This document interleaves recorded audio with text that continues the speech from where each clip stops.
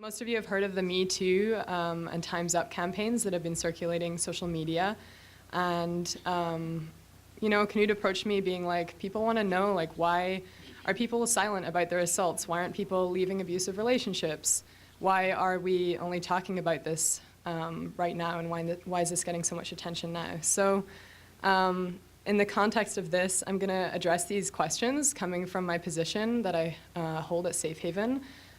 So today we're gonna look actually at assault and abuse itself first, because these questions identify a need to understand more about what abuse can look like, what it can feel like. So maybe we can shift our questioning from why aren't people speaking or leaving to how can we create communities that are supportive of people who want to disclose, and even how can we create communities that don't teach and normalize abuse. Most of the abuse and assaults that happen are between two people who are intimately connected. Depending on the demographic, we know that around 85 to 93% of assaults and abuse happen with housemates, relationship partners, co-workers, things like that. So for this presentation, even though I acknowledge the structural issues of institutional racism and sexism and things like that, I really want to take this to an intimate and interpersonal level so that we can actually understand how to even begin approaching these topics in our everyday lives. So a quick overview. We're going to just unpack abuse. We're going to go through some of the things that socialize abusive behaviors and look at those behaviors themselves. Then we are going to go over some of the barriers to leaving, and actually everything that I talk about can be understood as a barrier to leaving an abusive relationship or speaking about your experience. We're then going to introduce a concept which some of you may or may not be familiar with. It's trauma-informed approaches, which is something that has been taking over social service industries and abuse prevention work for the last couple of years. And then if we have time, we're going to look at some transformative community support and some actual strategies that everyone here can use in their everyday lives if someone decides to disclose an experience or if you see an assault happening. And we have a couple of objectives, just things to keep in mind as I talk and like throughout the question period, is that we're going to try and move past binaries and things that are more punitive to focus on more emotion-focused perspectives, and understanding that this isn't about men and women who are abusers. This is about a culture of abuse that we socialize, and approaching it like that as a community, and acknowledging all of our responsibility in tackling this extremely complex and very normalized problem. First of all, let's unpack abuse. So the first thing we're going to talk about is gendered socialization. I also, I guess, actually, before we go into this, just want to acknowledge that there was a survey done here, Perceptions of Family Violence and Bullying. So we have some actual Albertan statistics that give us insights into what we think in this province about these topics. So there's a lot of misconceptions about abuse. 22% of Albertans think that, I'll just put it back, that stalking a spouse or an intimate partner is not abuse. 23% think that preventing women from working outside of the home is not abuse, and 31% that disowning a family member for their sexuality is not violence or abuse. So we know that there are lots of common misconceptions, and that's why we always start with what abuse looks like and why it's happening. So on one side of the binary, the Westernized gender binary is something that happened in this country from processes of colonization, as we know. Lots of other cultures and species don't believe in two binaries, but this is what we socialize. So from an emotion-focused perspective, when we think about masculinity, we're encouraging anger as an emotional strategy for men. All other emotions are feminized and not really respected. And respect is gained through dominance, force, and control. And this sounds abrasive, but when you look at behaviors on a small level, you can see this happening. You know, like if you're insulted, like it's better to be defensive than it is to be like, yeah, you know what, that's right. You know, it's better to save face. And people's worth, people who are socialized as men, their worth is often attached to this sense of masculinity. which isn't really connected to their everyday lived experiences. So we're teaching men to have poor coping mechanisms when it comes to interpersonal relationships and to have defense mechanisms that are aggressive. When it comes to women, emotions are feminized and a burden, just like femininity. Insults, I won't say some of them, but ones that are like specific to bodies, or even insults that are used from men, like that's girly, or like sissy, like I have a 5-year-old in my life and he understands those things as the most insulting things that you could be called. So we know that femininity is understood as degrading, and that negative attention is defining female worth. I can speak for myself and a lot of the people that I've worked with over the last 5 years that being harassed or stalked or having extreme possessive behavior and jealousy is often like, someone cares about me. Someone is giving me attention and validating me. So this is often what we're teaching people from a very young age. People become socially aware of gender age 4 and 5, and this is very institutional. So abuse, generally, the behaviors that we're seeing from these socializations, it's about violence and control, and abuse specifically, it's a pattern. Assaults can certainly be individualized, but these are tons of examples of things that we see every day in this area across the world. We have more physical ones, like the examples at the top, possessive ones accompanying you everywhere, making choices for you. There's this thing called gaslighting, which is essentially making you doubt your reality and making you think that you're crazy. We see this all the time and in media too, and often it's a joke of femininity to be like, you're crazy. And this can actually have very severe consequences. Sexual coercion and sexual violence, like we're seeing in the media, having sex with you when you're asleep, making you prove your love, preventing you from important things in your life, like sleeping, working, your health, preventing you from leaving, threatening suicide, deportation, physical violence.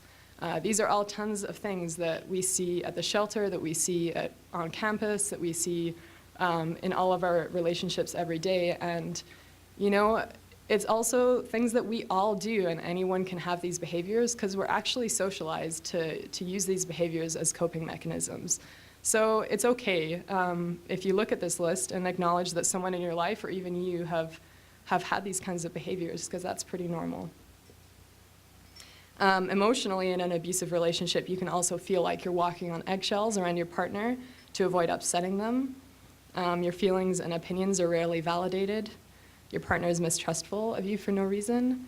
You can't talk about things openly, and you might feel stuck, that feeling of being stuck. And you also might love them a lot, and this is important to acknowledge. An emotion-focused perspective essentially says that we can't do abuse prevention without knowing what are the primary emotions behind our behaviors.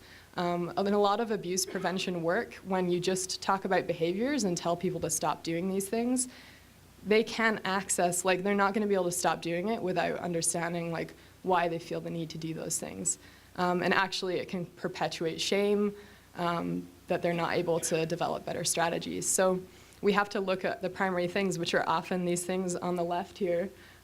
Shame, fear, insecurity, worthlessness, often can build up in attention and make you feel frustrated and afraid and desperate. And then we try and control those feelings by controlling other people, essentially, and our environments. This is a really common practice in counseling, is identifying these kinds of things, and really important. And essentially, it leads to this, what we call a cycle of abuse. So the tensions build, communication breaks down, some kind of incident happens, which is where we see an assault or an abusive pattern. Then there's a reconciliation, things die down. Often, especially if you have an actually abusive partner, this will be also a time when things get diminished because they're feeling ashamed or embarrassed of their response, and that's how they decide to deal with that. And then the incident is forgotten. No abuse is taking place. This is also the time when emotional intimacy will deepen and trust is reestablished. And lots of people will take this as evidence that actually their partner is great and everything's fine. And it's a pattern that we see all the time, Makes a lot of sense when you look at it emotionally too. From our shelter, some of the statistics that we see in terms of abuse, first of all, most of the people coming to the shelter are leaving an abusive situation. As you can see, Safe Haven over 81% and provincially 84%. Last year, our top kinds of abuse that we're seeing with people who are accessing our emergency housing is emotional and psychological and verbal abuse, this kind of category. So actually, the physical domestic violence and assault that we often think about is not usually the thing that's impacting people the most. Physical abuse is next though, and financial, sexual neglect is a really important one to acknowledge. That like if you're getting zero of your emotional needs met in life, and even physical, that even though nothing directly is happening to you, that kind of passive violence is extremely impactful. And spiritual abuse in this area is also high. This number is maybe ill-reflective of that too, that these kinds of control mechanisms are often, we revert back to our belief systems. We're seeing that a lot in these communities too. We're now going to talk about barriers specifically. There are lots of barriers to leaving, and overall they can be really understood if we look at the complexities and intricacies of institutional racism, sexism, colonialism, even resource-based, not having access to a shelter, things like that. Like our services are not reflective of the needs that we have. But I want to highlight 3 ones that we see a lot in frontline work. So we're going to talk about increased violence after leaving. We're going to talk about distrust in our institutions due to dehumanization and oppression, and also the impact of trauma and what this can do during an act of violence, and also when we have to come to terms with what's happening afterwards. So here's the first one I want to go over. We have some really good statistics from Statistics Canada. The last numbers we have, though, are in 2011, just so you know. But we do have that after people leave relationships, they are killed and violence is enacted against them. Here is specifically gendered. So we have 26,600 women and 6,600 men experiencing post-violence separation. If you think about it emotionally, you've finally had something taken away from you that you might believe belongs to you, and you feel like you have a lack of control. So this can definitely instigate in a very strong emotional response where people are trying to regain control. Jealousy is also one of there's a note on the statistic, it's one of the biggest factors. And jealousy is essentially just about self-worth and about viewing someone as your property, and not being able to understand those boundaries. So it's really important to acknowledge that when we ask why don't people just leave and we get frustrated when our friends stay with their abusive partners, that actually isn't the best option for them as a blanket statement anyways, especially if we're not considering other options. It's really important. The other thing I want to go over is distrust in our institutions. This here is a graphic from RAIN, a sexual assault institution in the United States, and it kind of gives you a visual perspective of out of all of the rapes that are happening, only around 10% are even reported, and if you go down the line, you see that only 6 out of these 310 cases are even prosecuted. And as we all know, the legal system can be very dehumanizing and can be re-traumatizing. So often people are like, why would I bother? Why would I bother going to the police when I'm not even going to get any resolution, any justice, and it's going to be a lot of money and,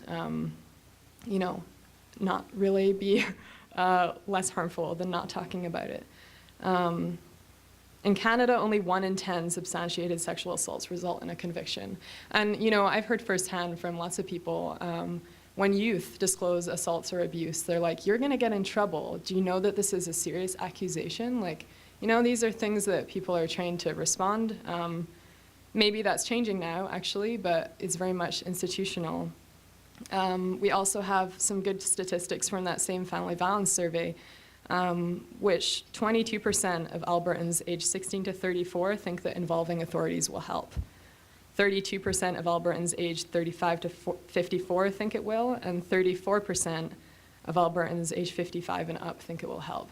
So no matter the age category, no more than 34% of people in this province actually believe that this is a viable solution to dealing with our abuse and assault problems. So really important to think about when we're thinking about what strategies are going to be useful and what resources we're referring for people who are disclosing these experiences in our lives. We're now going to look at trauma-informed approaches. I am not a specialist on the brain, but I do know a bit about trauma, so we're going to go through some things about what happens to your brain. You know, I think that people can get very frustrated when, you know, there are kind of myths about, like, why did you let this happen to you? Why aren't you talking about it? Why aren't you seeking help in the ways that are laid out for you? And when you understand trauma, you really do understand why people, it makes a lot of sense. We're going to go through it. It's a huge barrier for people. And yeah, it gets us thinking about things like choice, recovery, and emotional impact, and what's actually happening to us when we're going through these experiences.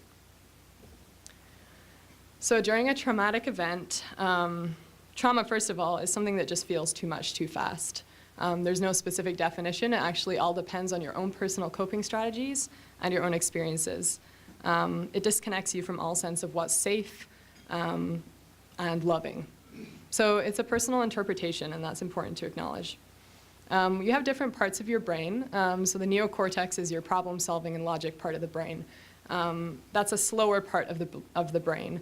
And the part of your brain that deals with fear and pleasure is called your limbic system. This means that, sorry, lost my notes. Here we go. Yeah, the neocortex is your conscious brain dealing with logic, imagination, planning, and control.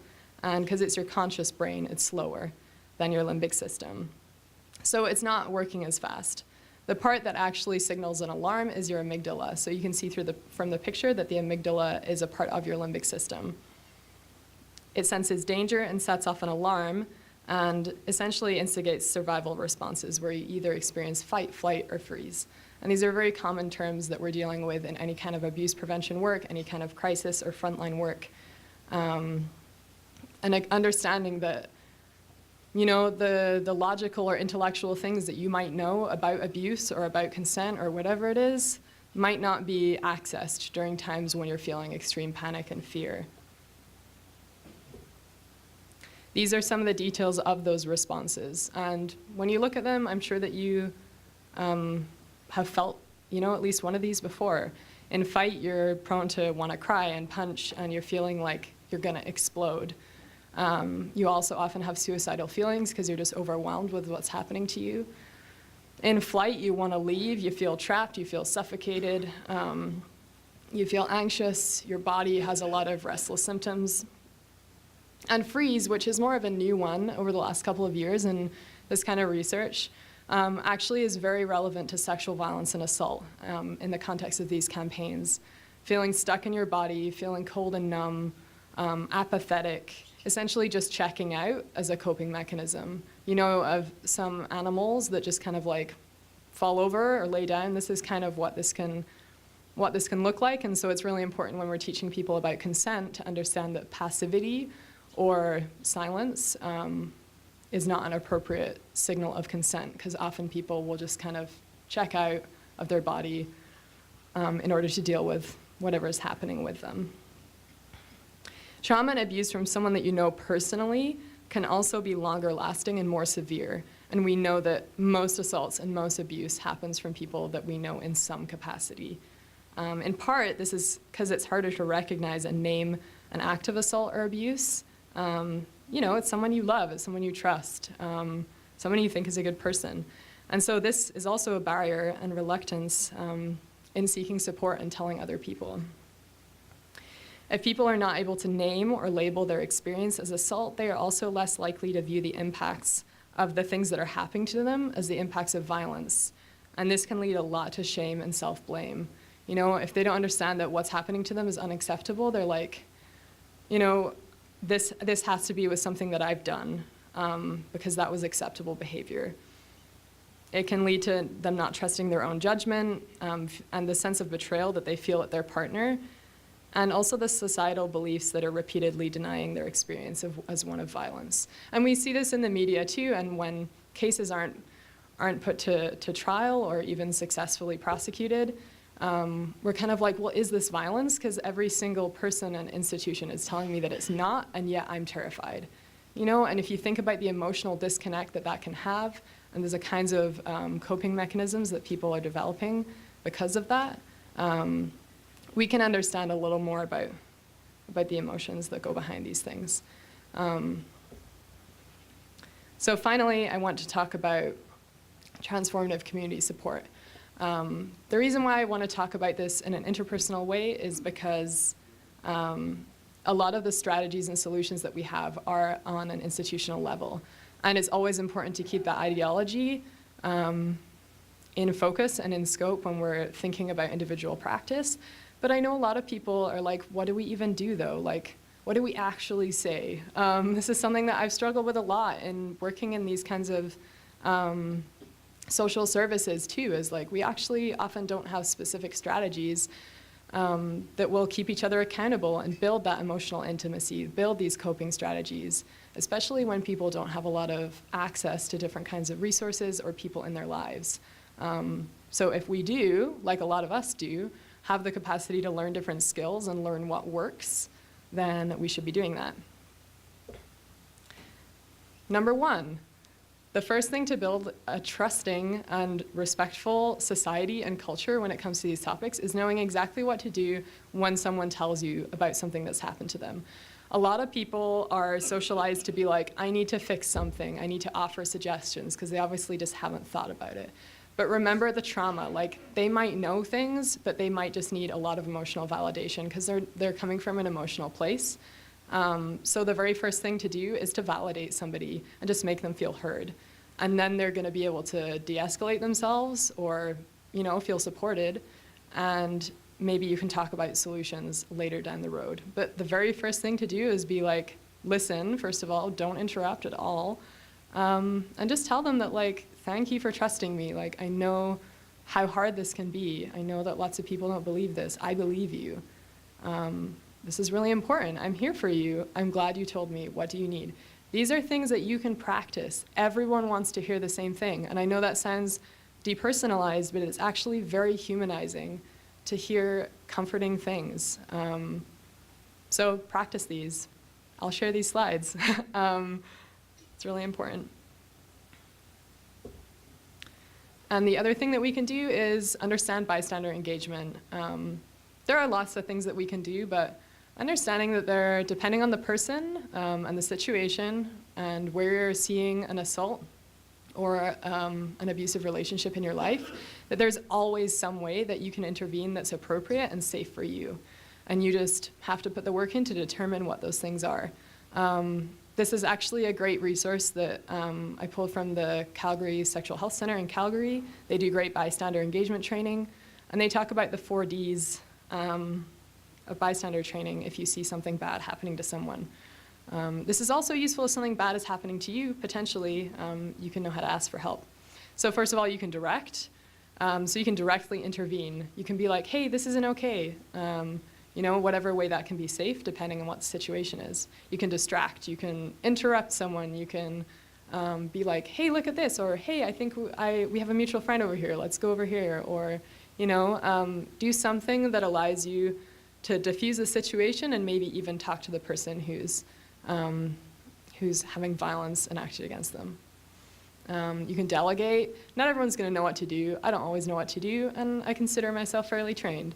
So sometimes we just need to be like, hey, so-and-so, can you help me with this? That's also a perfectly appropriate intervention. And if you can't do anything and it's a more severe situation, just make sure that you follow up with a person afterwards. It's really important to make sure that even if something bad has happened, that they know that you're a supportive person in their life. Because we know from all kinds of research, whether you're a youth or an adult, that having one supportive person in your life that won't try and judge you or take control of your life or make decisions for you is the biggest impact in healing from violent experiences. So there are a lot of lots of things packed into this topic. and I expect that we'll get into more of them during the question and answer period. But I ultimately just want to say that thinking about what safety means, thinking about things like accessibility to resources, one of the myths that we have is that all people need is access to what we currently have. But actually, some of our resources aren't effective, and the way that we're delivering them, because people exist and people's opinions exist, if they experience someone being judgmental towards them, then that resource is no longer safe for them. So thinking about more than just accessibility, like how can we transform our communities? How can we keep our personal relationships accountable? How can we develop new strategies to actually reflect the emotional experiences that we're having in our lives? And taking the time to learn about how these things are all embedded in our institutions and how these have a bigger impact on some people than others is really important, and that abuse and assault is very normalized, and most people that I know have hurt someone. Once you learn what abuse and assault can look like, you can understand that everyone is doing it. So this isn't something to be afraid of. And resources like Safe Haven, like all kinds of institutions that are working towards abuse prevention, can provide you with a lot more strategies and a lot more important research on these topics. And you can talk to me about that too if you want more resources after this. But I'm pretty sure that's all I have to say. And yes, thank you so much for your time. I appreciate it.